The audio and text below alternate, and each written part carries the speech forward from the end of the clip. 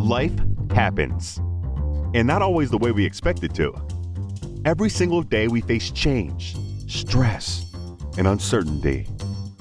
What if you could learn to thrive no matter what life throws your way? Resilience expert Adam Markel and his inspiring guests explore breakthrough strategies to fully embrace change and build the resilience required to become change-proof. You are in for such a treat today on the Change Proof podcast. We've got Janet Polach. She is a global leader in leadership development. As a retired Marine Corps officer, she knows a thing or two about what it takes to be an effective leader, realizing that managers are often too busy running their businesses to take the time to connect with employees, and witnessing the wave of high staff turnover. She felt compelled to teach organizations to get clear about what effective leadership really looks like and implement the right practices to increase purpose and profit. You're going to love this episode, so stay tuned. So Janet, it's always fun to hear ourselves get introduced. I think it's weird as well. At least it is for me. I don't know if you It is weird. It is weird. You know, you read those background pieces and I'm like, are they really talking about me? Huh, it must be somebody else. Right. It's like, who wrote that? Yeah, exactly.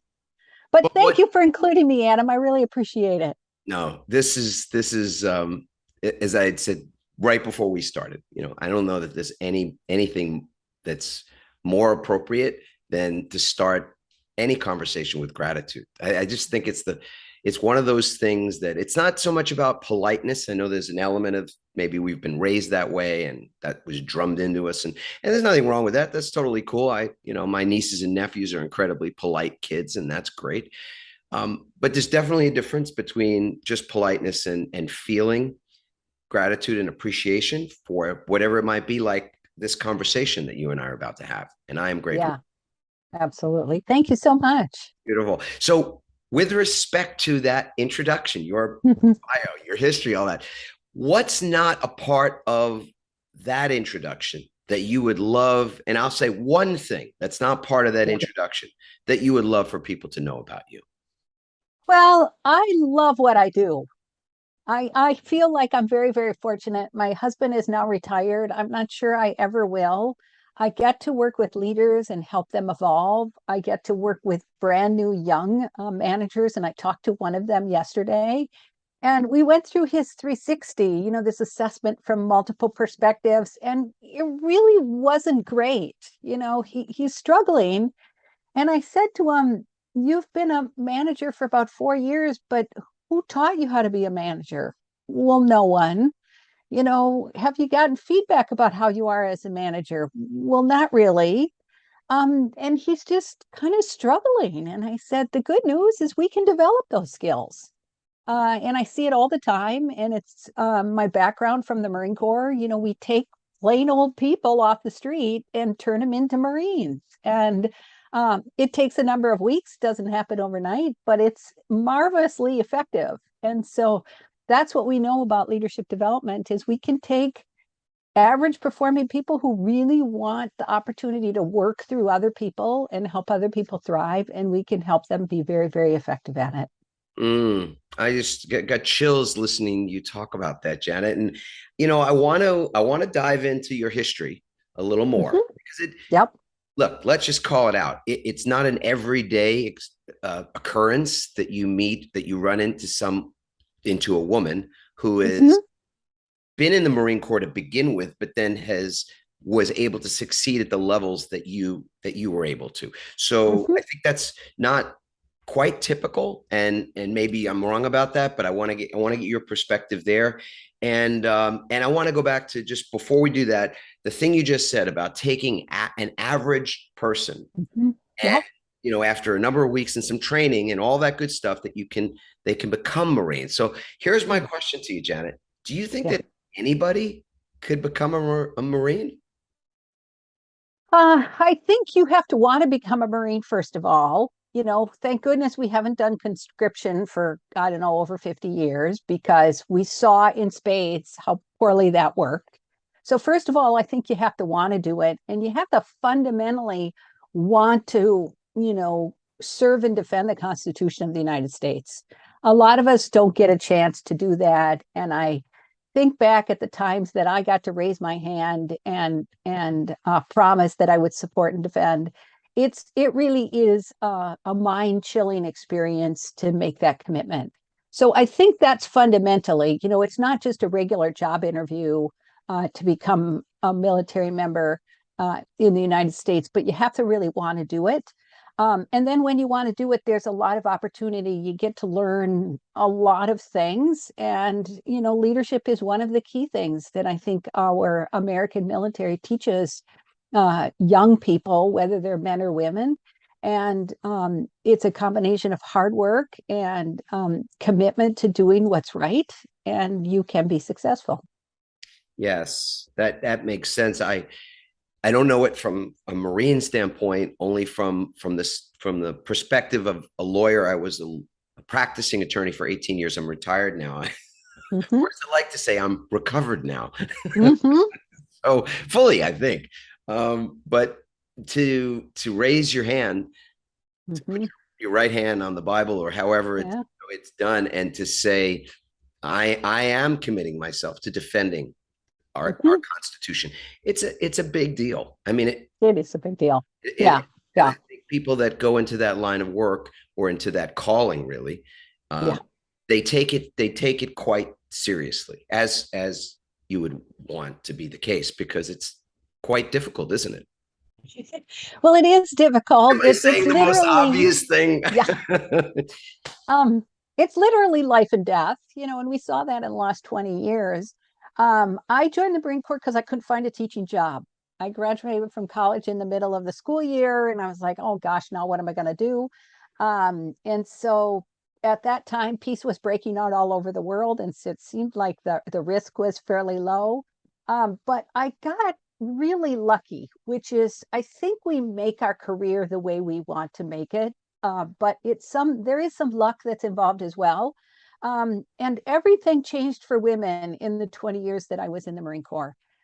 We weren't in combat roles. We weren't, doing the real work of the Marine Corps, which, if you think from a career perspective, that limits you. You can't command an infantry unit if you can't be in a combat unit. And so what I believe happened is during Desert Storm, the first one, we deployed the women with us. And they did an outstanding job. And then, the glass ceiling was really broken. Have we totally shattered it? Absolutely not. Like in a lot of professions, that were male dominated, there's still women that aren't at the very top of the organization. But we now have infantry commanders who are women. We have women flying tactical aircraft. And so it really, really did change. And I got a chance because of that to find out what leadership really is all about. It's not about title. It's not about how many direct reports you have. It's about how do you work through other people. And, how do you work in a really male-dominated organization? You be yourself. At least that's what I found. When people meet me, they're like, oh, Janet, you don't look like a Marine. And I say, thank you very much, because I talk about my kids like most professionals do. I am comfortable wearing makeup and making sure my hair looks great. And I think all of that is your professional persona. And it's just kind of one of those secret powers I have that, I also understand how our government works and how the military works. Yeah. I mean, there's a lot of ways that you can language things like that. And it's fun for me to do that as an author, as a speaker, as somebody that is playing with ideas quite a bit. It feels like relatability. It feels like, among other things, you have a capacity. If there was a superpower or one of them that you have, it's this ability to, I want to use this term intentionally now, to disarm people by just being a regular person who also happens to be perhaps at a higher rank than they are, right? And that's not easy to do in a hierarchical structure like the military. Right? Yeah. I think though, Adam, it was always easier to do that in the Marine Corps than it was on the civilian side. I spent many years in the reserves. So, I would work for my civilian organization all during the week. And then on weekends, I'd go be a Marine. And, in the Marine Corps, we have rank. and you wear it literally on your sleeves, or at least on your collars. And so you can tell, am I talking to somebody who's more senior or more junior than me? And immediately there is a sense about, who knows what and about whom. And then you get on the civilian side, and it's much more requesting people to do things, creating a case for action, describing why something needs to be done. It may be slower, but in the end, I think you may have more buy-in when you encourage and engage than when you directly tell.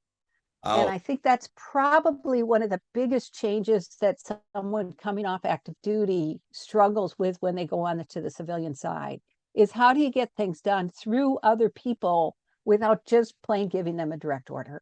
Right, without it being orders driven. Yeah. Interesting. And I've interviewed a number of former military folks on the show, Navy SEALs and Green Beret and others, and I've heard that before, that's part of the transition challenge or even struggle sometimes, is that those systems are very different.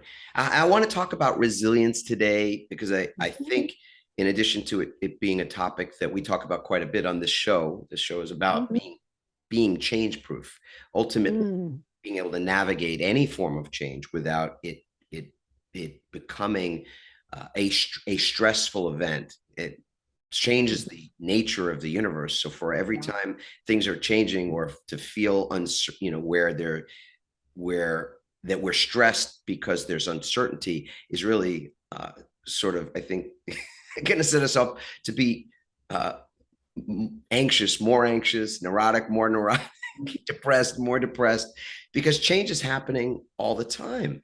So I want to just ask you, is there a difference between change, how it's handled in the military, in your experience? How many years were you actively in? I did 20 years in active and the reserves. Got it. Yeah.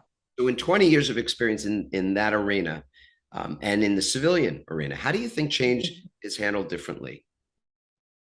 Well, I think the military has learned a lot from the civilian side about how to do change. I think that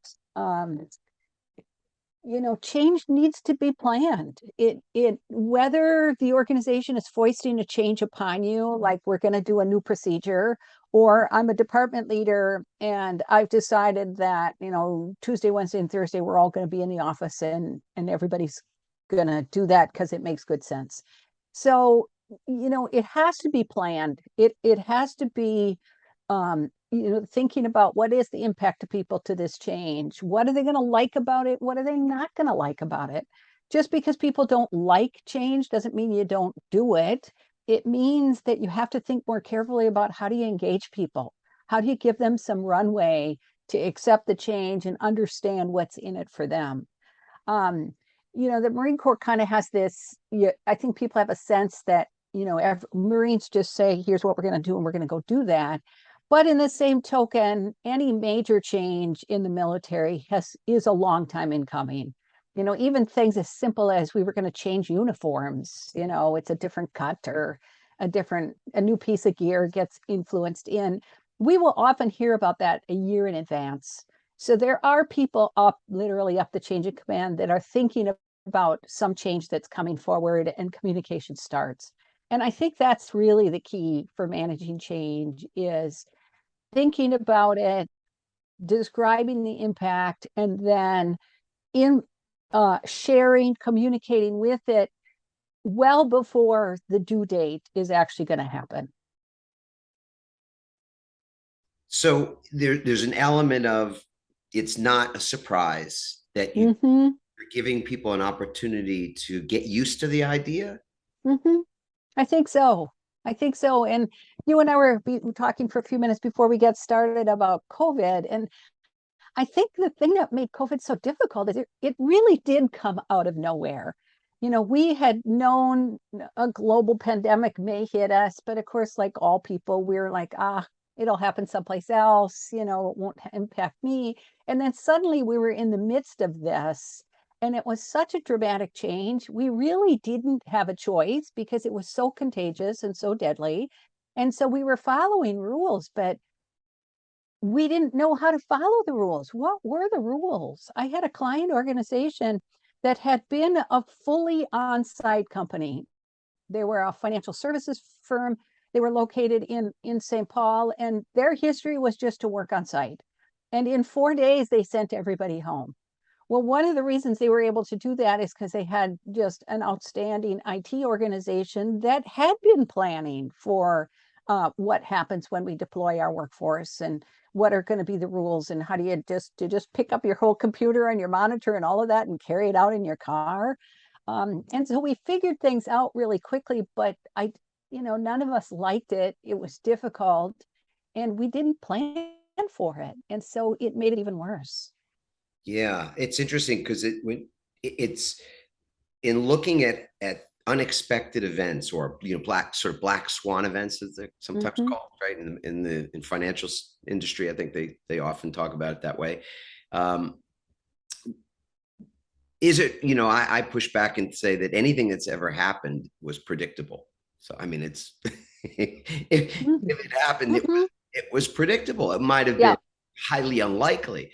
And they use the Coast Guard actually as an example of this, because throughout the 90s, they were doing future casting, what might be called strategic foresight planning now, to eventualities, many eventualities, or prospective future outcomes that were unlikely, highly unlikely. And they had planned in many ways for what occurred on 9/11. And they were one of the more better prepared groups on that day to deal with something that was truly, devastating, tragic, unexpected, and yet was predictable. And so it is, when we think about a pandemic, you think about how we did get really sideswipes, like just blindsided by that thing. And I don't really know of too many organizations or people that had planned specifically for that. But we do see that there were those that were agile enough in the moment to make moves, to pivot. Some years ago with that title. So, that concept, is that also embedded in the military? This idea that, it's like, I don't know whether it was Churchill or somebody says, you go into battle and the bullets start flying, and whatever plan you had, all that great planning, took a year to create this plan. But as soon as the first bullet starts flying, the plan is sort of, maybe you're keeping it and maybe you're pivoting in that moment. Is that your experience as well? Yeah, so it was Eisenhower who said, planning is everything, the plan is nothing. And, you can think through the inevitabilities that may or may not happen. What the Marine Corps does with particularly their young troops is when they issue an order, there's a piece in there that I refer to in order to, and I talk about this in my book, of in order to what? So take the hill, but really secure the city. So if you can't take the hill because it's just too prepared and the enemy is too entrenched, can you go around the hill? Can you communicate to other units that could maybe go into the city from the side rather than from the front on? And so knowing that bigger perspective in order to do what, I think is really, really critical to help you plan for contingencies, which of course are going to happen. Exactly. And I think in American business, we don't spend that time on, what might go wrong. If things don't go as we planned, then what are we going to do? I was working with a very large manufacturer recently, and we actually did create a recession playbook. Recession looked like it still is probably on the horizon. And we actually defined what were the variables that would say we're in a recession, and then what are our steps of actions that we're going to take. And I think it's a process that this organization has never done before. And whether they have to execute it or not, they collectively said, wow, these are all the things that we have to think about. And then, of course, they had, different, like a narrow recession, a deep recession. Oh my God, are we ever going to get out of this recession? And it helped them really think about what are all the levers that they have available to them that they can pull. Yeah, I mean, it's so funny again with language, right? We just call it something different in our organization. We call that resilience planning. It's resiliency training, because you're the thing about resilience is you have to develop it before you need it. That's at least, what we found to be the case. So I'd love to get a sense of how the in that environment in the military where it's over, under, around, or through, in order to, and then fill in the blank. How much is would you say is about the preparation for kind of any eventuality? Are you planning for certain ways of being, certain mindsets, certain a certain capacity to sort of engage in any variable that might change on the spot? Is that a big part of the training? Oh, I think absolutely. I would say the U.S. military, the average military member probably spends 200 or 250 days a year training. And no organization on the planet does that except our U.S. military. And why do they do that? Because it's life and death. And so in that training, you're constantly running drills, scenarios, what ifs. Some of them are done, on a tabletop. Some of them are done actually out in the field, but you're constantly dealing with unplanned circumstances. And I think what our military also does is take real-time situations that we learned in Afghanistan and Iraq and say, oh, we hadn't planned for IUDs, for example. We hadn't planned for suicide bombers. How do you add that into the curriculum, into the training, so that we have updated all of the contingency kinds of things? And you're really, which is the core of resilience, you're teaching people how to think about the situation when the chaos is happening. That if I look back at all the things I practiced, all the training that I had, this situation isn't exactly like I practiced, but it's pretty darn close. And it wasn't just me who practiced, but it was all these other individuals that I'm working with that practiced as well. And now we know what to do. And we can trust one another because we've witnessed that everybody's put in virtually the same amount of time and effort. Yeah, exactly. Playing from the same sheet. Yeah. Music, etc. And it's not just the military that does that. Well, hospitals have done. Because we've established what could be a best practice. Yeah. And what I want to get a sense of, because with all the years you had in that space, you also have spent many, many years now in the organizational development space. So I want to see what, obviously, as you said, the best companies out there are not going to spend that kind of time and effort. They're not going to put 250 days of the year into training for unplanned circumstances. They're not going to do that at Apple or at Tesla or any place. Yeah. But what's the next best thing that you've seen? And also, what recommendations do you have? Yeah.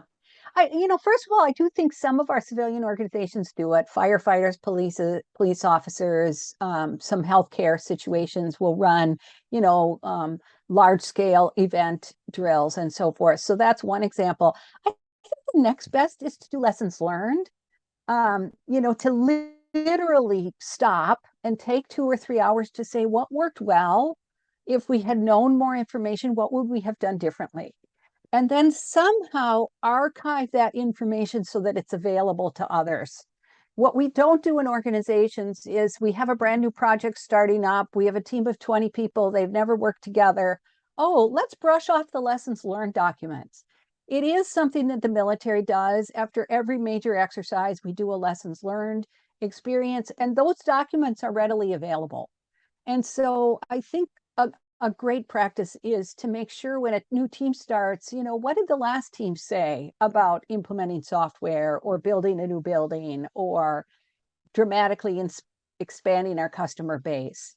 And so we get so oriented on what's the next thing rather than looking back on what we can learn. I couldn't agree any more about that? I mean, we use it as if we call it a feedback loop. What worked for me, what didn't work for me, what could be done differently. That when you are constantly providing feedback, sometimes called 360 feedback, whatever it might be, that people just get used to this idea that we debrief things, that we're constantly debriefing things, which again probably is more of a military, kind of co-opting that term a little bit from that space.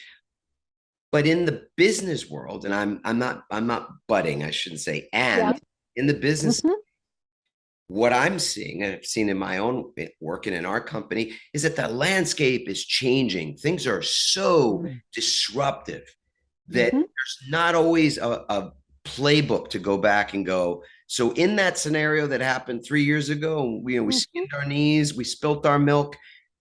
What did we learn? There's an element of that, but there's also an element of this is brand new territory. So any thoughts there when you're advising organizations? What do you say about that? Well, I'm not sure every situation is so new. This pace of change that we've kind of got ourselves wrapped up into. I'm not sure it's that different than it was 3 years ago, 5 years ago.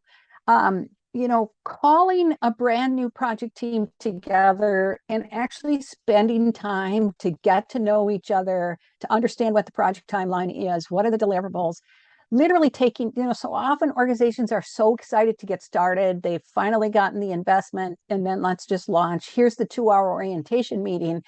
And you still don't know each other. You still don't really know who's doing what. So I think taking time to actually create a team that's going to work together, regardless of what those people did in the past, they've all had experiences, and they can say, here's one thing we did. Rather than doing a stand-up meeting on Monday, we did it on Wednesday because, and here's why it worked so well. Or we used this software to communicate with, and that worked really, really well. And maybe that software is no longer viable, but the point was that the communication portal was very, very valuable. So I think taking time to say, how are we going to work together, really allows everybody to bring their best ideas forward and then tune them to the situation that's at hand. So I'm kind of hearing you say that there are some basic elements that are almost, call them change proof. Very good. Is that true? I think it really is. And I think part of that is forming the team. Who is our team that we're working together? The Marine Corps trains with a deployable team for 6 to 9 to 12 months before they actually get on a ship or deploy to a foreign country. And that's partly so that they can, practice some of these contingencies, but it's also so that they can get to know each other. Is Joe a good shot or not? Can I depend on him? Is he cautious or is he aggressive? Right. And I think in business situations, we can use that same sense about who am I working with? Who can I count on? What expertise do they have? And now let's go forward. And again, the change proof, Adam, is not to do that just once. So you do a 2-hour offsite with this great big project team, and then poof, we're ready to go, right? No, come back 6 weeks later and say, okay, we decided on these guidelines. How are they working? Are we following any of them? Why not? What's changed? What do we need to? So I think what we've learned about change is that we have to talk about not just what the change is, but how are we going to get there? And that's the thing I think organizations really shortchange themselves on. Are we listening enough, do you think? I mean, again, love this corollary between military structure and civilian structure.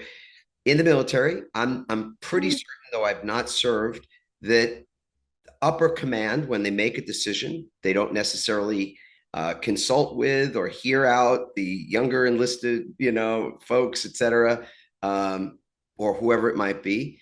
And in an organization, a civilian organization, I think there's some thought today that more conversation, more consensus is required. Any thoughts on those two? Well, I do think in the the military, as much as we love to think it's command and control, I think big decisions is a collaborative process. Commanding officer will have their staff officers that they talk about, what do we know on intel? How ready are the troops? What equipment do we have? And then there's almost always a senior enlisted person who really represents the thinking of the enlisted troops. They're the ones who say, boy, people are really tired because we've been training for the last 15 days nonstop. Or we have a lot of Marines that are leaving the unit just because their contracts are up. And so I do think that decisions on the military side are much more collaborative than we think they are. I think when I say this on the civilian side to a senior leader, a vice president, or even a CEO, she will say, what do you mean? They pay me to make decisions. I've got it. I've got a lot of experience. And why wouldn't you ask everybody? Why wouldn't you get perspectives? And that asking everyone doesn't mean you're going to change your decision. It means you're going to make a better decision because everybody has weighed in and you've gotten multiple perspectives of how you can make it work. Yeah. You mentioned young leaders earlier on, and I would love to get a sense from you of, and this is not a well-formed question, I admit it, because I think it's a broad area and I don't exactly even know where to sort of dive into that. But I'd love it if you'd share some thoughts on young leaders, the ones that you've experienced, and whether you see them as doing things quite a bit better than maybe some of their senior, folks around, or whether you think there's still a bit of a learning curve, and if so, what that looks like. I'd love to get your thoughts there. Yeah. Well, here's a couple of things for us to ponder. The average manager in the United States is promoted to manager somewhere around 29, 30, 31 years old. They don't get any kind of leadership development until their mid-40s. Second, we often promote our really spectacular individual contributors. They get things done, they're communicative, they make out project plans, and we say, poof, you must be a great leader. And so we don't give them, again, any training or coaching. We just say, here's what you will do. If you did a Venn diagram and said, here are the skills of an exceptional manager, and here's the skills of an exceptional leadership, you'd only have about 20% overlap. Finally, the conference board has told us that when they asked brand new managers, 60% of them said that they had failed in their first 2 years. So I think new managers can be very, very effective, except we've never taught them how. We spend a lot of our leadership development dollars at the top half of the organization. And, for a lot of reasons that makes sense. But those frontline leaders are the ones who are interacting with our customers, who are making immediate decisions about whether the equipment is up or down. They are really driving retention in the organization. And even some simple basics about how to give feedback, how to have good one-on-ones, how to engage them in meeting and work is what's really, really critical. And I think brand new managers just don't think about that stuff. Yeah. So is there anything, again, that you draw from your experience in the military that's a good example of training young leaders differently? Yeah. Well, I draw from both. The military does it really, really well, I think, because they send people through boot camp and then they send people through staff NCO school or officer school or whatever. So there's a lot of talk about how to be a good leader. It's fundamentally the reason that it's a life and death context again, right? So it's different in the sense that you would never think of putting a 31-year-old leader with a bunch of stars on their shoulder and say, here you go. Lead troops. Go figure it out. Yeah. I think it's also the case because we draw our service members from so many different walks of life across the United States and can, any country has the same thing. And so how do you bring all those different perspectives, the wealthy, the poor, various upbringings, different racial groups, how do we bring them together and get them to do all the same things? Well, you do it fundamentally through training. Right. But it's the reason that I wrote my book, The 7 Mistakes New Managers Make, is because we don't deliberately talk to our managers about, here's what good managers do. I was doing a workshop the other day and I said to the group, let's talk about one-on-ones. What do you do during your one-on-ones? And this one young woman, I think she was probably 28 or 29, said, I don't hold them. I don't know what I'd talk about, and I don't want to look foolish. Mm. And, thank you for being so genuine. Right. But having a good, and then the second thing I get about one-on-ones is, I talk to my people all the time. We interact almost every day. We talk about what they're working on, what's getting in the way, are they going to get done on time? And I say, well, when was the last time you talked about them? How are they feeling? What have they accomplished? What are they learning how to do differently? That's really the essence of a great one-on-one. And it doesn't take that long. It's a 30-minute meeting. I want to just point out to our listeners, people that might be even watching this on YouTube, that we'll have show notes, of course, with links to Janet's work, including this book, 7 Mistakes That New Managers Make. But in the meantime, can you give us just a sense of what some of those other mistakes are? Because I want people to go out and get this book for sure. So let's not, I'm going to say it boldly. Yep. Don't give them everything, but can we just, for the value of this show, which I think has been hugely valuable already, I'd love to get a sense of what some of those other mistakes are. Yeah. So failure to give and receive feedback, not creating an environment where everybody gives feedback to everybody. We talked a few minutes ago, Adam, about giving recognition and gratitude. One of the things that I always encourage teams to do is start with recognition. Who did something well the last couple of weeks, and making sure that everybody shares the responsibility. We have a chapter in there about change and how to manage change very deliberately. I think the first mistake is really, really important, which is doing instead of leading. Again, we take that great individual contributor and we say, ta-da, you're a leader. And so it's hard to let go of what you do really, really well. And fundamentally, being a manager is working through other people. So talking about, what do you have to let go of to be a really good manager? And the last one, maybe I'll highlight, is not developing your team. I'm going to press you on that for a second. Yeah. What's one thing that you do have to let go of to be a really good manager? You have to let go of delivering the results all by yourself. And that you provide guidance, you provide feedback, but you let other people do things. And in doing so, they will do it a different way than, you or I would do, Adam. And you have to let go of, well, here's the steps you do. 1, 2, 3, 4, 5. No, here's the task. Here's when it's due. Now let me know when you get stuck. Or should we meet every couple of weeks and see how you're progressing? And I can give you some coaching and guidance, but I'm not going to tell you how to do it.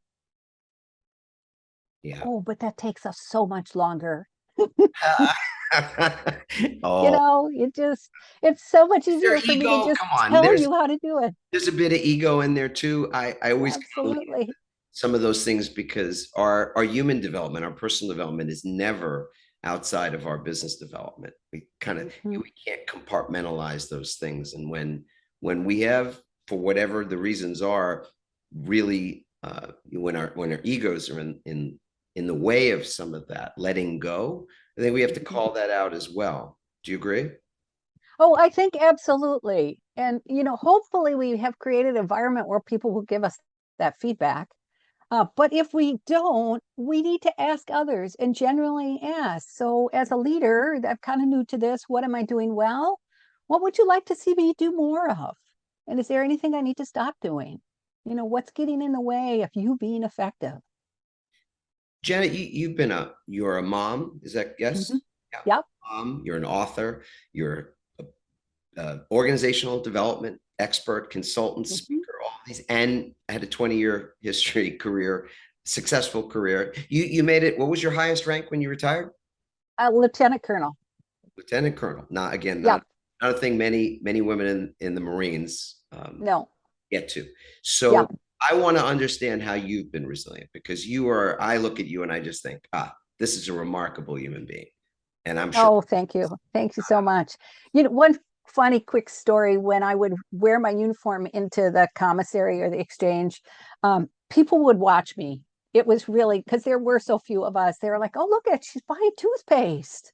Buy toothpaste, lettuce. Her family eats lettuce." And you could just feel people looking at you. It was really an odd thing. Um, oh dear, Adam, I forgot the question. Oh, I want to know how you've been resilient. I want to Oh, understand how in such a varied life that you've had. Uh, I think you have to keep being yourself. I am Janet. Like you said, I'm a mother. I lead with my motherhood there at my soul. I think I work really hard. I work hard to have fun at what I do and enjoy myself. When people ask me about what it's like to be coached by you, I say, I think we have fun. I think we try not to take ourselves too seriously. And then I think you just move on. Like everybody, I had some really dark patches over the years. I launched a business a number of years ago, and I did my whole business plan, and I thought I was all set. And then we launched it, and the recession happened in 2008, and it was a train wreck. And yet, my family and I moved forward, and we recovered from it. And so, I think you just reflect on what you learned and then you move on. yeah. Oh my goodness. I want to understand your rituals for resilience. I'm a resilience keynote speaker, but I also speak.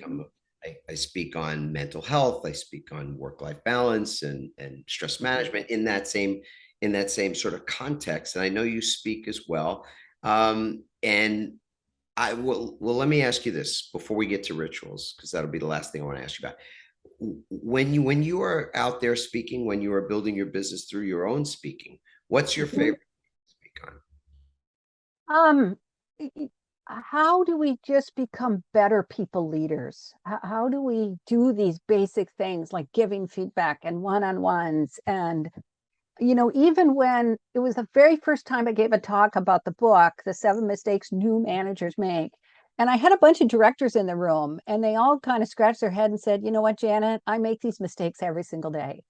This isn't new manager stuff. This is every manager stuff." Um, but of course, that's not a very kitschy title. The mistakes that you always make every single day.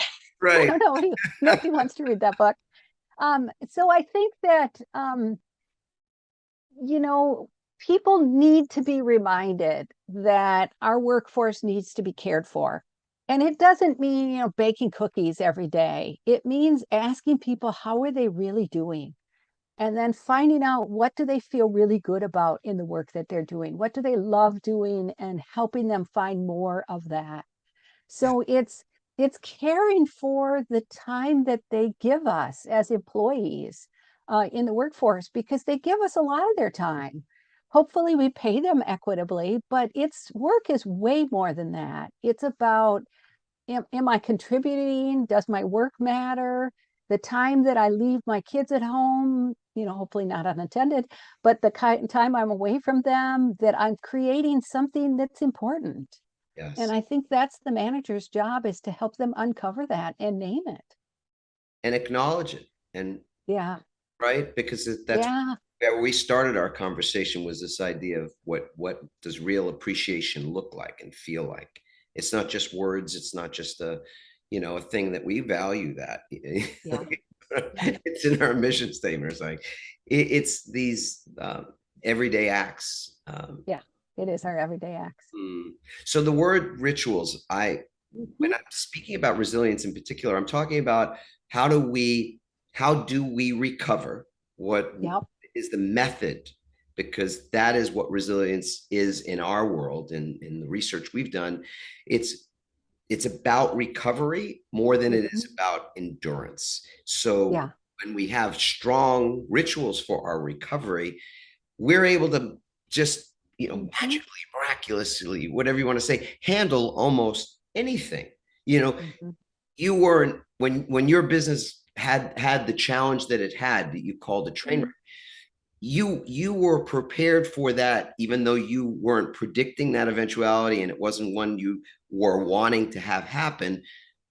when it happened unexpectedly, you were prepared for it because you'd been developing your resilience long before you would have needed it in that instance.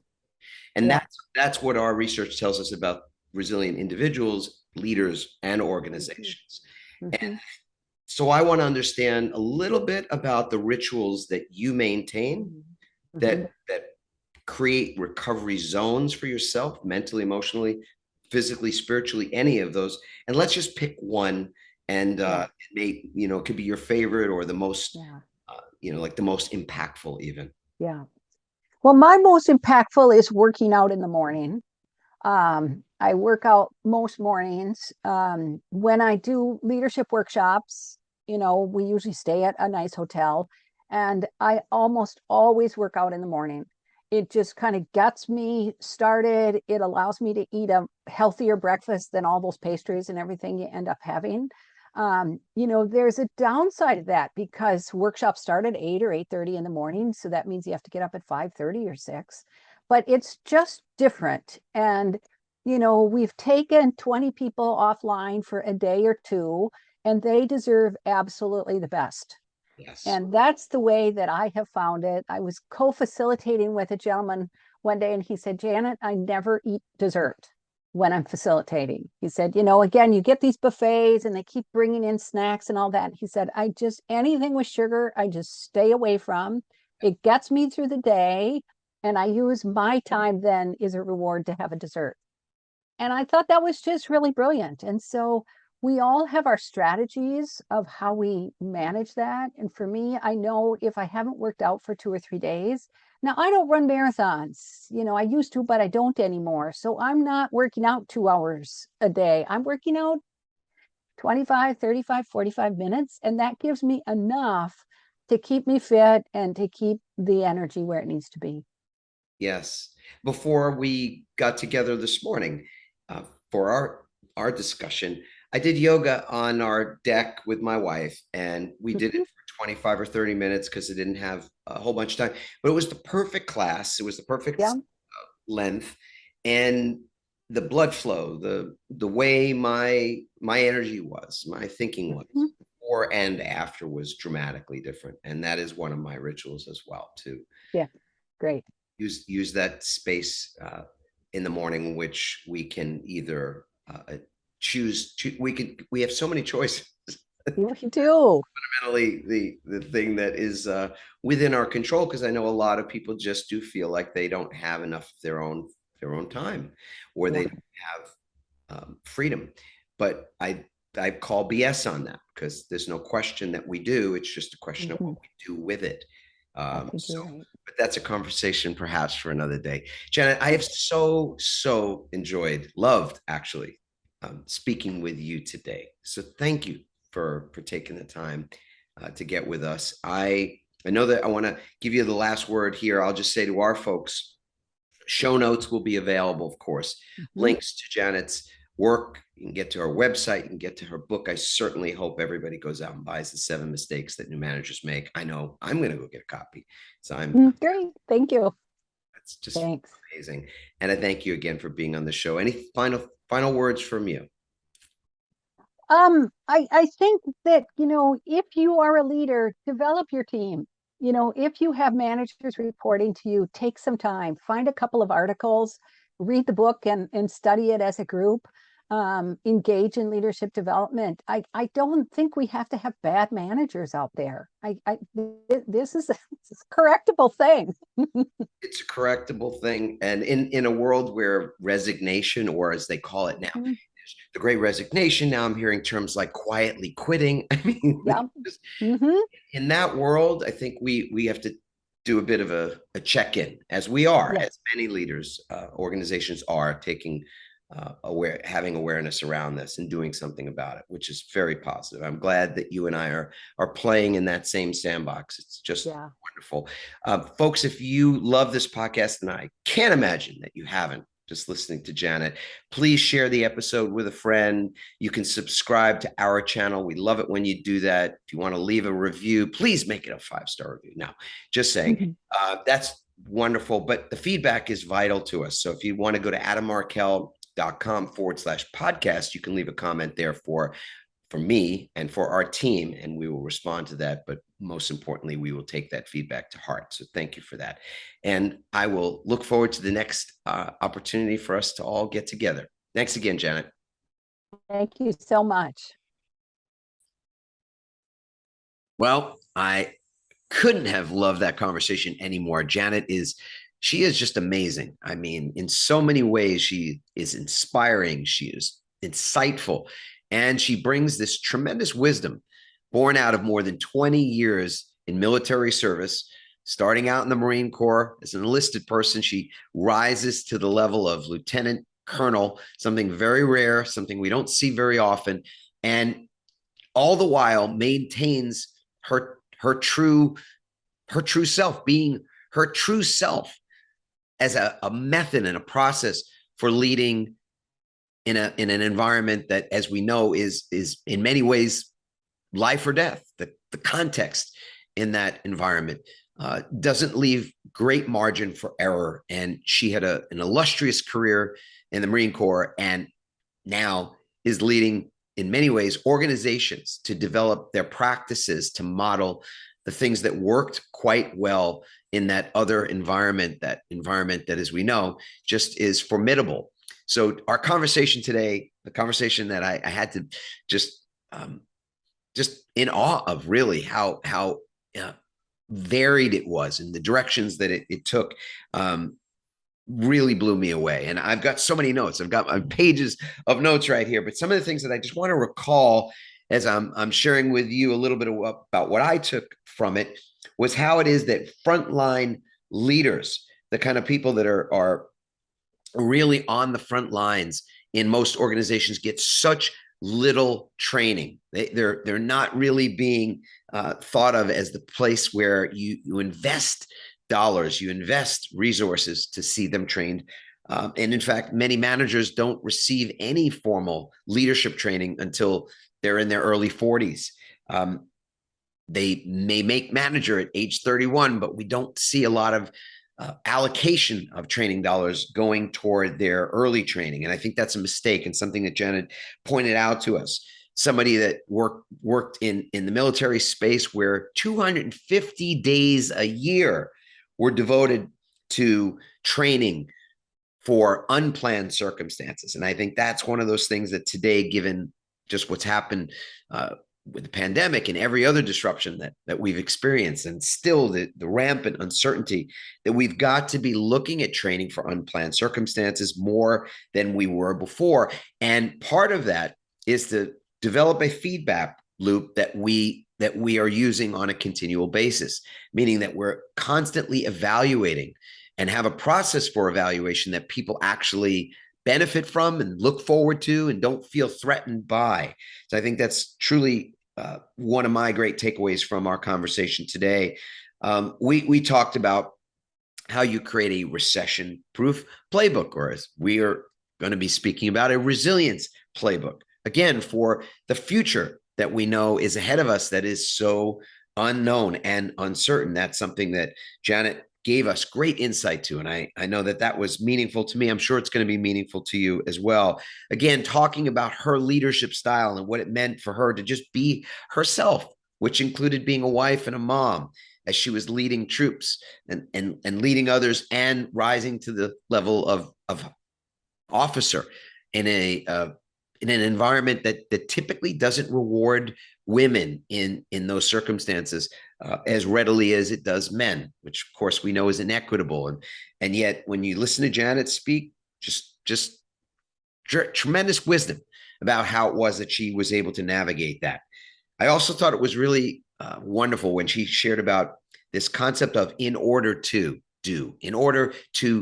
What does that mean? You'll have to listen, check out what she said about that. This concept of over, under, around, or through. In order to do is something I think that all of us can bring forward in our personal lives and certainly in our leadership roles within organizations. I think it's just one of these things that is, for me, going to pay more and more dividends. I'm going to re-listen to this episode. I'm going to go back to it. I'm going to think about how it is that I can utilize some of the wisdom we heard today, or that I was really lucky to be part of in conversation about young leadership and where it is that we can truly inspire young leaders, and where it is that us as more seasoned leaders, let's call it, if that's your case, maybe you're not in a seasoned leadership role, but the importance, the vital importance of looking at younger leaders as an opportunity to bring new perspective and new insight, and how it is that we can utilize that young leader in a different way, in a more interesting, I think, and more impactful way than perhaps we've been doing. Again, Janet was kind enough to answer a lot of very pointed questions. I feel like I was able to push back in certain places or just ask for clarity with respect to how it is that we can look at her work in the military and the Marine Corps in particular, and create a bridge to the work that she does in organizational development, the work that I do in that space as well, and how there's corollary. There are opportunities for us to see dots between those two very different arenas, and connect those dots so that we can benefit so greatly from what she learned in that very important role. I as you can probably tell, enjoyed this conversation, learned a great deal from it. I know that you will as well. I know it's something that you're going to want to share with leaders of all kinds in various seasons of their development. This is going to be one of those episodes that you re-listen to, that you share with others. And of course, as always, we'd love to get your feedback on it. You can go to adammarkel.com/podcast to do so. If you've not yet subscribed to our podcast, The Change Proof Show, please go ahead and do that. Share it with a friend, leave a review. We all love those things. We so appreciate you being a part of our community as well. Enjoy this episode, as I certainly have. Thanks for listening, everyone. We hope you now have even more tools and greater insights to build resilience and become change-proof. Help us inspire others by sharing this episode and leaving your comments over at adammarkel.com/podcast. For more resilience tips and strategies, including support for building change-proof teams, visit adammarkel.com/become change-proof.